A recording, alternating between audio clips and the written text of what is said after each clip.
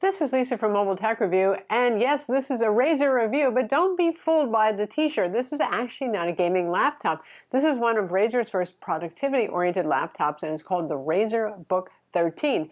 So there's a lot of Razer Blade Stealth 13 DNA in here, but there's no dedicated GPU. Why pay for something you're not going to use, right? For those of you who really just want a laptop for productivity. And also, it's going to have better battery life, and the charger is going to be smaller, all those sorts of things. And the display quality is pretty nice. We're going to look at it now.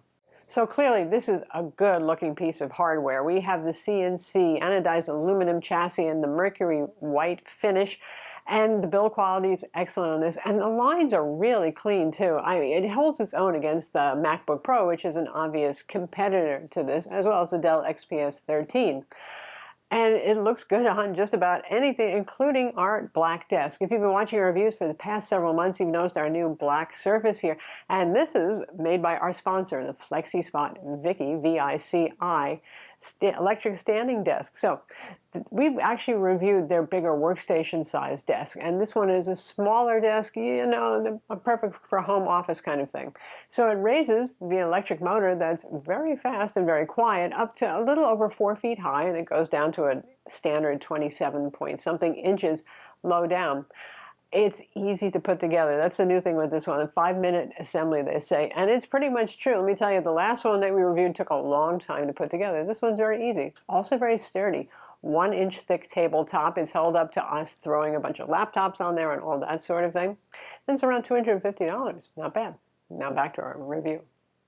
Though it might not be a tiny gaming laptop, performance is still important. It's not just about good looks. At least I hope so anyway, right? And we've got that here. The Intel 11th generation 4-core Ultrabook CPUs. You can get with a Core i5 or a Core i7 and Intel Iris Xe graphics. And it has vapor chamber cooling, which you might almost think is overkill, but then you say, hey, Intel, no, it's not. They tend to run hot. So it performs in the range where you would expect against its peers, but it's at the top of the pack. And I believe that was totally due to the cooling. Even running benchmarks not in high performance mode using the Razer Synapse software, it scores very well. By the way, that performance mode is there. It didn't make a huge difference in benchmarks and day-to-days, but you've got it if you need it. Another nice thing is this is a 16 by 10 aspect ratio, 13.4-inch display. You might say, hey, this sounds like the XPS 13. And in fact, we've got similar Sharp panels being used here, Sharp being the manufacturer. You have full HD matte, full HD touch, which is what we have, and a 4K display option as well, being the most expensive and having the shorter battery life if you go with that 4K option. This full HD touch panel is gorgeous, and it is in fact just pretty much identical looking to the XPS 13 we have with the same panel on board. So that's 1920 by 1200 resolution, a little bit taller thanks to the aspect ratio. The reflectance is really well controlled on this, and the color calibration, these are color calibrated from the factory, is definitely better than the XPS 13s, which is your typical a little too blue, a little too green from the factory, and none of the calibrations that were built in with the XPS were as close to being spot on as this. Contrast ratio is very high, and this thing is very bright. We're talking, you know, around the 550 nit area, so you can see this pretty much in any sort of lighting. It might not be a gaming laptop, but it does have Razer Chroma per key RGB backlighting, so you can either go with a staid chill color if you like, or you can program every key to have a different color, and there's spectrum cycling and lighting effects and all that sort of thing if you want to do that, and you control that with the Razer Synapse software that's on board. The keyboard itself, and much like the chassis, is pretty much stealth-like, Razer Blade Stealth. And that means the key travel is really short on this, and there's not a lot of tactile feel. I've never been a huge fan of their keyboards. They're not atrocious or anything like that, but I'd like a little more feel, resistance, that sort of thing. The trackpad is a Microsoft Precision. It's very large. They always have some of the best trackpads in the industry, so certainly I like that. For sound, we have 4 speakers in a stereo configuration, up-firing, surrounding the keyboard like the MacBook Pro design there. And the sound's pretty good. It's better than the XPS 13, speaking of competitors, but it's still really not MacBook Pro level just yet, but it's not bad, and it has smart amp technology. When it comes to ports, the story is really good, and this would be the selling point versus the XPS 13, which is relegated to just USB-C Thunderbolt ports on board. We do have two Thunderbolt 4/USB-C ports here, and yes, you can use the Razer Core for those of you who do want to add dedicated graphics when you're sitting at your desk. We also have a USB-A port, so you're not consigned to dongle life immediately, a full-size HDMI 2.0 port, a 3.5 millimeter headphone jack, of course, and a micro SD card slot. So that's pretty nice compared to the MacBook Pro or MacBook Air and the Dell. You don't need dongles or docks or anything like that to get basic functionality going here with your peripherals. It's Intel Evo certified, so that means it has Intel Wi-Fi 6, and we have Bluetooth 5 on board. Long battery life is part of the requirement, and instant wake from sleep, which is true.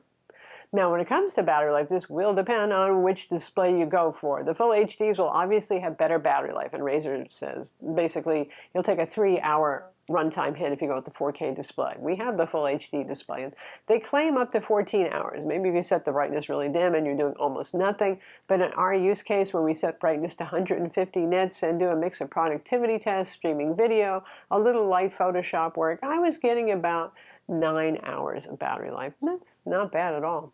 The 65-watt charger is very compact compared to the Razer Blade Stealth, for example, because it has to support the dedicated graphics unit in it. It's a lot smaller carry and lighter. So let's talk about temperature. We already said performance is good. Well, again, performance is in part good because temperature is well controlled. We have that vapor chamber cooling on board, and the surface temperatures on this get warm, certainly if you're pushing it, but not burning hot. I mean, it probably is possible in the summertime to get it burning hot, but so far in wintertime here in fairly warm Texas, actually, not burning hot. Fan noise is about average, and CPU core temperatures are pretty good. When pushing it really hard, where we usually see the CPUs in these hitting the 90s centigrade, we're more like in the 80s here, so it's well done. Definitely it's performance oriented, even if it's just a non-gaming laptop. As ever with Razer laptops, just unscrew the visible Torx T5 screws and lift it up. No irritating plastic edge clips. There are two clips towards the center here, but they're not much work. And nicely done here. Little extra reinforcement in this area. And here we have the internals, the battery taking up most of the space inside, as is typical with Ultrabooks. Here's our M.2 NVMe SSD. If you want to upgrade it yourself, there are SSDs up to 2 terabytes in capacity. It's compatible with both NVMe and SATA 3 SSDs. Our vapor chamber, baby vapor chamber cooling. It's pretty wild to see this in an Ultrabook. And the two fans right here. So that's a lot of cooling. No wonder it, well, has pretty decent performance in terms of thermals. The Wi-Fi card is soldered on board right here. It's Intel Wi-Fi 6 card. And that's about it, other than the two speaker modules that are up-firing that flank the battery as they do on most laptops. RAM, again, is soldered on board, 8 or 16 gigs. So that's the Razer Book 13 with its chill mercury white lid and the logo that's not bright Razer green, right? It's a very nice laptop. You know, it's pretty light, under 3 pounds, 1.34 kilograms.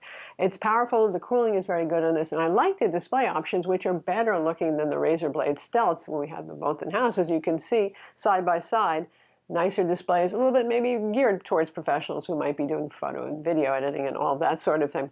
Versus the XPS 13, I think it's a win just for all the ports you get here. Oh, and the upgradable SSD on this one. It's pretty nice. Versus the M1 MacBook Pro 13-inch, well, or even the Air, you know the deal. The M1 MacBook Pro and Air are going to be the coolest running even longer battery life machines. You get bigger bezels on those, there's that, and there's no touchscreen option. And it also depends on whether you need Windows, since the M1 Macs are not going to run the x86 version of Windows. I'm Lisa from Mobile Tech Review. Be sure to subscribe to our YouTube channel for more cool tech videos, and thumbs up if you like this vid.